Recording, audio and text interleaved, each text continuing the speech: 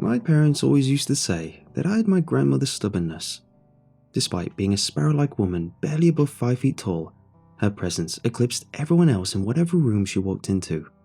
Hardened by the transient memories of a Dust Bowl-era childhood, she worked to put each of her 5 children through college, my father included. There seemed to be no force that she couldn't overcome. Death included. But age finally caught up to her. It started with some minor incidents, such as forgetting the day or names, which we chalked up to exhausting herself. It was only when we found her, crouched, sobbing in the garden at 3 in the morning, snapped twigs entangled her hair and clutching at nothing in her arms. "Save him!" she screamed. Her unravelling quickened with each passing day, and her once razor-sharp brain was blunted by neurodegeneration. She started to lose any semblance of her current reality, fogged over by childhood memories from a world long past. Her own children became strangers to her, whose hands she would slap away when they tried to help her. She would stumble about, searching for a long-departed family, her cries growing more frantic before she would crumple into a sobbing heap with her knees drawn up to her chin, like a lost child. My parents became her carers, changing her urine-soaked sheets and assuring her confused babbling in strained, low voices. Even in the haze, there was still a flicker of her former self. Whenever my mother would give her a glass of water, she would snatch it in her own trembling hands and drink it, droplets soaking through the varicose vein graying folds of her neck. Being only a child back then, and lacking the adult foresight I have now, I became increasingly terrified of her. Even when my parents had sat me down and tried to phrase the situation, I struggled to understand what was happening to her. When her spindly arms strained out to hold me, I cringed away from them. The warm woman who had once baked me cookies and rocked me on her lap had been snatched away, leaving a screaming, emaciated imposter in her place. She would writhe about on the bed, her hands gripping the sheets. Death came as a welcome release for both of us. It had been a closed casket service. Those close to her couldn't bear to see what she had become. I stood, squeezing my father's hand, outfitted in black funeral attire, as I watched my grandmother being swallowed up by heaps of earth.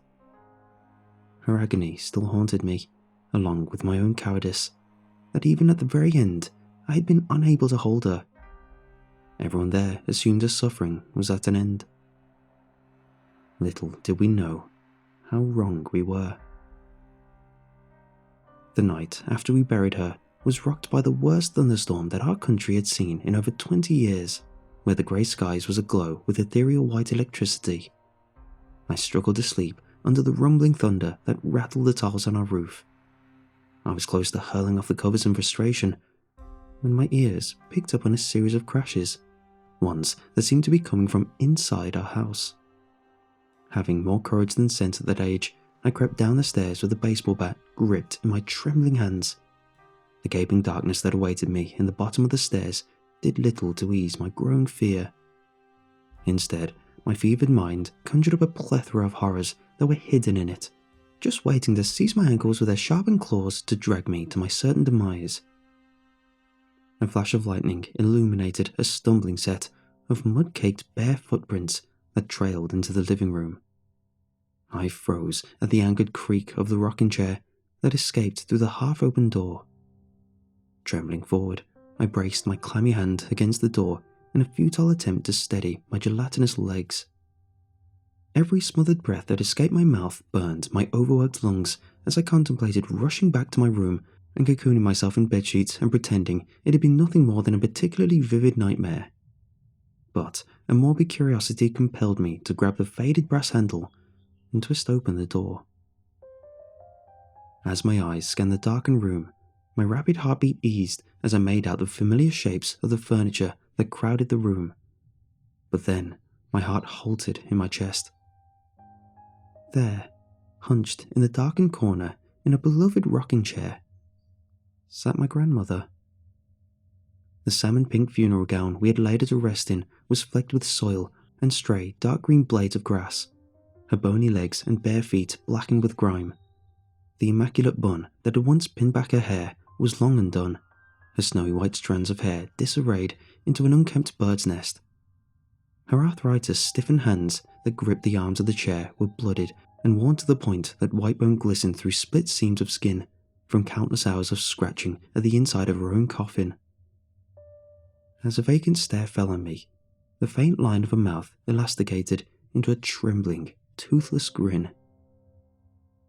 "Christopher," she wheezed, "I've waited so long." The pressure of the scream that had been building in my throat was too much to contain. The sound sent my parents barreling down the stairs, where on seeing her, their cries soon joined my own in a horrific symphony. No one had any real idea to deal with the insane circumstances we found ourselves plunged into. My father had fiercely refuted my grandmother's ginger suggestions of calling the hospital.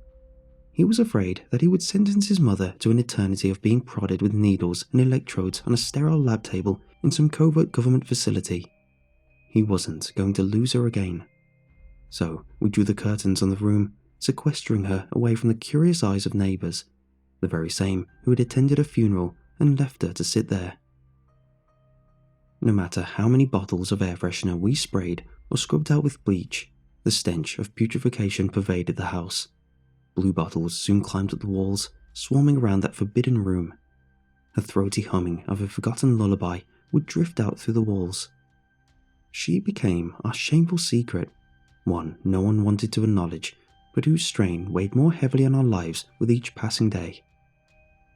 She would just sit, endlessly undulating, oblivious to the conflict her return had caused, humming over the faint blare of the television set. The brilliant twinkle in her eyes had been snuffed out, staring at the walls with a deadened divinity. She wasn't even human anymore, just a slowly rotting hunk of meat who had transformed our house into a tomb. My parents' debate grew more fevered, eventually escalating to raised voices and slamming doors. I took every opportunity to stay out of the house, either playing video games at a friend's house or at the local park. Just the thought of stumbling around through the putrid darkness and seeing her undead eyes glint out at me was enough to twist my stomach into knots. As much as I tried to banish her from my mind, one question continued to fester inside of me, along with her. One day, I just couldn't take it anymore. "Who's Christopher?" I asked. My mother's hand tensed over the shirt she'd been in the middle of folding, crumpling the material. I shifted around, the temporary release overtaken by anxiety, as I wondered if I ever should have voiced it. She turned to me, the corners of her eyes glistening with a distant grief that only accentuated the sleepless bags that hung under them. "You've heard her too," she murmured. I swallowed. "She called me that on the night she came back." Her gaze dipped back to the bundled cloth on the ironing board, unfolding it in a futile attempt to refocus herself on the task. But whatever thoughts transpired through her head sapped her of the ability to focus on anything else. She shoved it aside, leaning over the ironing board. Her eyes darted surreptitiously from side to side, all too aware of my father's shuffling presence down the hallway as he went to tend to her. "I know I shouldn't be telling you this, but back when your granny was a little girl, she had a brother, Christopher. He was the second youngest out of all her siblings. She was like a second mother to him. She even sang to him at night." The faint smile slipped from her face. One day, her mother told her to watch him while she was milking the cows. They decided to play hide and seek in the hay bales together, but their father went out to shift them. He had no idea either of them were inside. Dread prickled through me, the kind you get at the pinnacle of a roller coaster right before you plunge down at high velocity. I nodded my head, a masochistic side pushing to hear the rest of the story, as terrible as I knew it would be. "Your grandmother was only grazed, but that poor little boy was completely run through," she concluded with a grimace. 5 years old, bled out before they could even fetch a doctor." She shook her head. "It was an accident, that's what everyone said, but not your grandmother. She always blamed herself for it." A cold solemnity hung over us both. I stared agape at my mother, her face creased into a stoic frown. The images seared into my mind before I could erase them. I could practically hear her desperate wails echoing in my head. She had been suffering long before her descent. Her cheery smile and razor wit had hidden a pain that permeated her very soul. It was then I knew what I had to do. That night, instead of my usual hasty ascent upstairs to the haven of my bedroom, I made a detour to the forbidden room, one I swore I would never again enter. The muscles in my hands seized up as I reached out towards the door, but I forced myself to open it. She sat in the corner of her room, her rocking chair turned to face me as she had been awaiting my arrival. Her eyes glowed in the faint light from the brightly lit hallway that trickled through the half-open door. "Christopher," she beamed. Pushing down the revulsion that burned in the back of my esophagus, I clambered up onto her lap, the way I had always done when I had been little. Her rigor mortis stiffened arms encasing me. I wriggled in her lap at her icy fingertips, seeming intent on crushing whatever breath was in my lungs. My body eased into it, overcome by the familiar warmth. She wasn't a monster. She was the person who had stayed up nights with me to make sure there weren't any monsters hiding in my closet. She had devoted the last years of her life to me. I rested my head against the bony ridge of her clavicle. The sickly, sweet smell of death filtered into my nostrils, making my eyelids droop down. She pulled me close, her scratchy whisper invading my ears. "Christopher, I'm so sorry."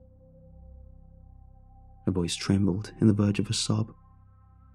"It was all my fault. We shouldn't have gone into the barn. I should have just done like Mama told me to." She tucked a messy lock of hair behind my ear with a mutilated finger. The oversized collar slid down her bony wrist, revealing a pink scar that stretched from her wrist to mid-forearm. "It's okay," I murmured into her vein-lined neck. "I forgive you." Hot tears splashed down into my scalp as she cradled my head in her wrinkled hands. She slumped back with a sigh of contentment, which, coming from her aged lungs, sounded like air escaping a half-deflated balloon. Safe in her arms, I finally succumbed to sleep. It was the pattering of sunlight against my cheek through the narrow cracks in the boarded-up windows that roused me from the darkness.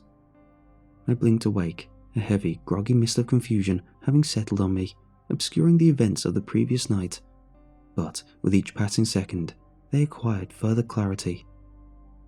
I turned around to face her, but instead, a hollow-eyed skeleton stared back at me.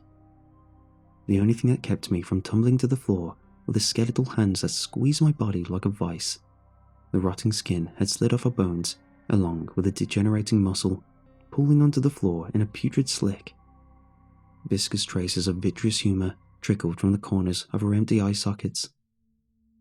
There was no more regret, no more grief, no more confusion that had plagued her for so long. Only peace. The frantic jolt of my heartbeat eased as relief overcame me. I unclasped myself from my deathly grasp, folding her arms over her chest. I reached up and pressed my lips to her exposed frontal bone. Rest now, I thought.